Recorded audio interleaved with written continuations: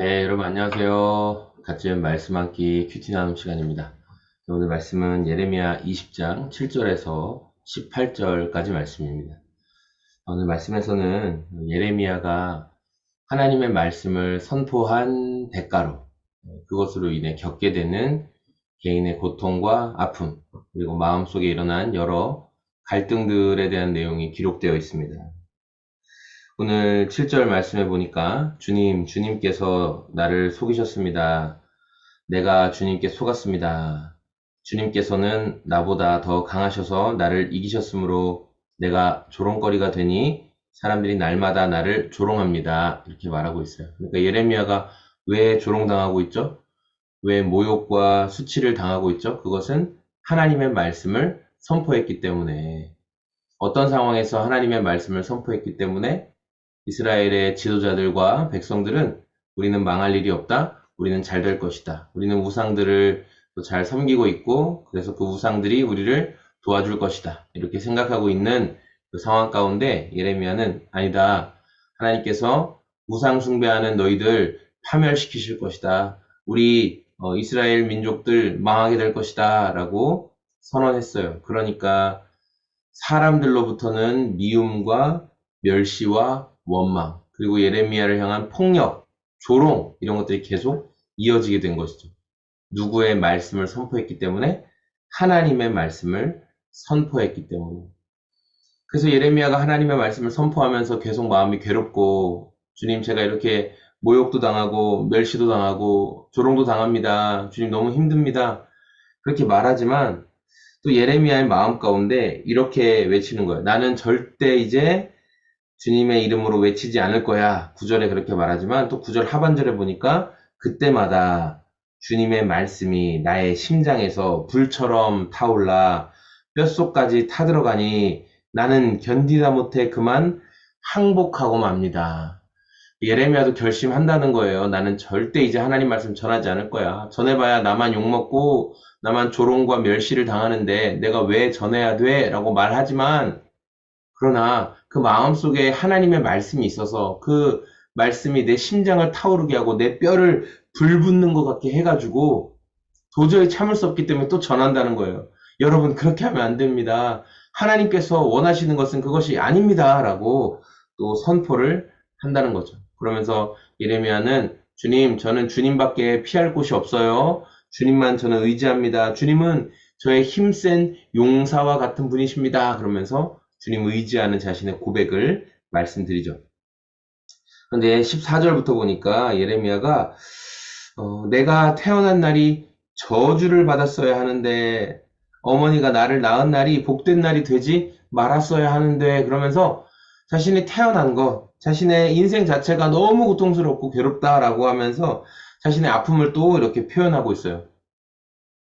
저는 이 말씀 보면서, 여러분, 예레미야는 누구보다 하나님에 대해 잘 아는 사람이죠. 하나님 말씀을 받았고 하나님이 어떤 분이신지를 경험했고 하나님이 자신의 말씀을 그의 입에 주셨고, 그러니까 저와 여러분들도 이게 기도하고 또 우리가 믿음 생활 하다 보면 어느 때는 하나님을 좀 아는 것 같이 느껴지고 어느 때는 하나님과 동행하는 것처럼 느껴지고 기도할 때마다 하나님께서 즉각 응답을 주시는 것 같아서 막 신나지만, 어느 때는 하나님이 너무 침묵하고 계신 것 같고 어떠한 말씀도 주시지 않는 것 같아서 괴로울 때가 있어요. 왜 하나님 아무 말씀도 안 하시는가? 하나님 나를 버려두셨나? 그런 생각들 들어요. 그러면 그때 예레미야처럼 어떤 때는 믿음으로 그래도 나는 나에게 하나님 말씀 주셨기 때문에 선포해야지, 믿음으로 살아야지 했다가도, 또 어떤 때는 차라리 내가 태어나지 않았으면 좋았을 텐데 내가 왜 태어나서 이렇게 괴로운 인생을 살까 하면서 우리 마음에 이렇게 양가 감정이 드는 거예요. 하나님을 따르고 싶다가도, 또 하나님 따르는 게 너무 괴롭다가도. 믿음이라는 거는 한 번 기도했다고 해서, 한 번 순종했다고 해서 끝나는 게 아니다라는 것을 오늘 말씀을 통해 저는 깨닫게 되었어요.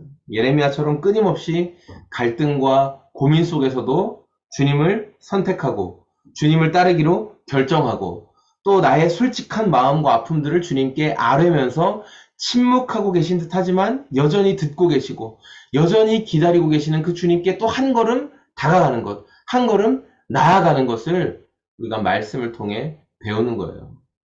어제 아이들과 앵무새 카페에 갔다 왔거든요. 앵무새 카페가 좀 비싸긴 해도 재밌더라고요. 저도 아이들이 하도 가보자고 해서 처음 가게 됐는데, 앵무새가 사람 손에 이렇게 올라와요. 그리고 뭐 어깨에도 올릴 수도 있고 한데, 근데 한 번에 올라오냐 절대 그렇지 않아요. 처음에 손 내밀면 막 깨물어요. 저 부리로 여러 번 쪼였거든요. 그런데 계속 인내심을 가지고 이렇게 가슴팍부터 쓸어주면서 자꾸만 하다 보면 그 도망가는 새, 그런 애도 찾아가서 또 자꾸 만져주고 자꾸만 손을 내밀고 하면 어느 순간 다리를 올리고, 네, 이게 내 손가락이 지지할 만하구나. 그런 어떤 생각이 들면 양쪽 발을 탁 올려서 올라오더라고요. 하나님이 앵무새 같은 분이라는 건 아니에요. 하나님은 믿을 만한 분이죠. 신뢰할 만한 분이라는 거예요. 그러나 우리의 마음이 하나님을 정말 내가 발 디뎌도 될 만한 신뢰할 만한 분이야 라는 그런 마음이 생기기까지는 굉장한 시간이 필요해요. 어느 때는 좀 하나님을 믿을 만 하다가도 또 발이 쑥 빠지는 것 같이, 아니 하나님 어떻게 이러실 수 있어? 이런 생각을 갖는 게 저와 여러분의 모습이라는 거죠.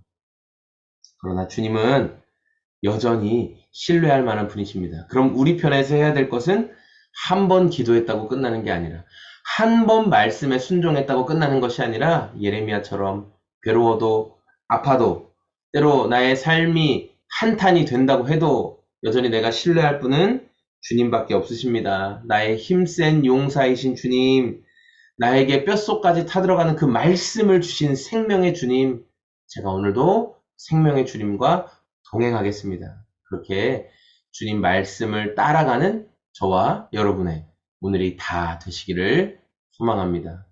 네, 여러분 감사합니다. 오늘도 주님과 말씀 안에서 동행하는 하루 되시길 소망합니다. 고맙습니다. 안녕히 계세요.